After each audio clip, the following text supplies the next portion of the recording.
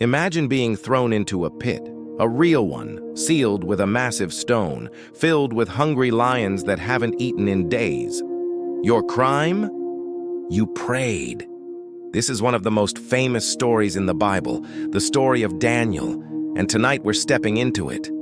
Daniel was taken captive from Jerusalem as a young man and brought to Babylon.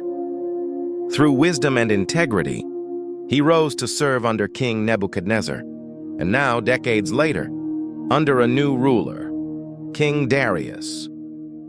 Darius sees something rare in Daniel, not just intelligence, but unshakable integrity.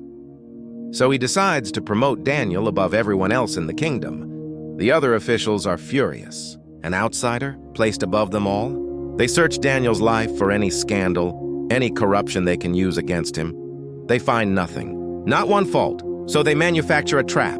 They convince King Darius to issue a decree. For 30 days, no one may pray to anyone but the king, on penalty of being thrown into a den of lions. Darius signs it, not realizing he's just signed a death sentence for the man he respects most. Because these officials know exactly one thing about Daniel. He prays openly 3 times a day, every day, without fail. The decree becomes law, unchangeable even by the king. Daniel could stop praying for 30 days. No one would blame him. He could pray in secret. Instead, he goes home, opens his windows toward Jerusalem, the same windows he's always used, and kneels down to pray, exactly as he always has. No defiance. No drama. Just quiet, consistent faithfulness, even when the cost has suddenly become enormous. The officials are watching. They catch him in the act exactly as planned. Darius is devastated. He realizes he's been manipulated and spends the whole day trying to find a way to save Daniel. But the law cannot be undone. As evening falls, Daniel is brought to the den.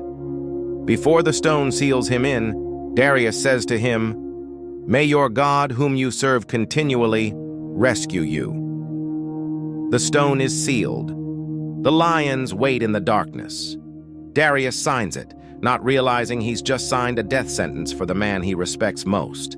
Because these officials know exactly one thing about Daniel. He prays openly 3 times a day, every day, without fail. Darius can't eat, can't sleep. All night he thinks of the old man sealed in that pit. At first light, he runs to the den and calls out, "Daniel, has your God been able to rescue you from the lions?" Silence. Then, a voice. Calm. Alive. "My God sent his angel and shut the mouths of the lions. They have not hurt me." Daniel is lifted out, completely unharmed after a night with some of the most dangerous predators on earth. The men who plotted against Daniel face the fate they designed for him.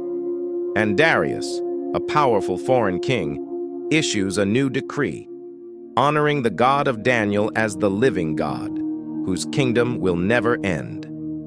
One man's quiet faithfulness changed the heart of an empire.